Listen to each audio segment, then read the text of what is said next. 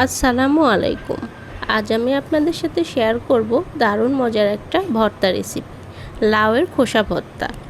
চলুন দেখে নেওয়া যাক এই ভর্তাটা তৈরি করতে আমাদের কি কি উপকরণ লাগবে। লাউয়ের খোসা তো লাগবেই, সেই সাথে লাগছে কাঁচামরিচ, পেঁয়াজ, রসুন। লাউয়ের খোসাগুলো আমি ছোট টুকরো করে কেটে নিয়েছি।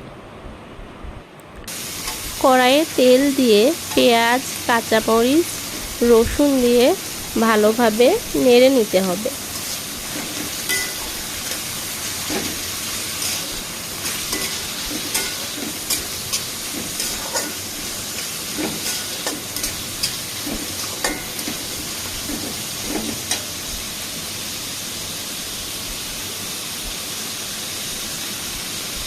এরপর লবণ, হলুদের গুঁড়া দিয়ে ভালোভাবে ভেজে নিতে হবে।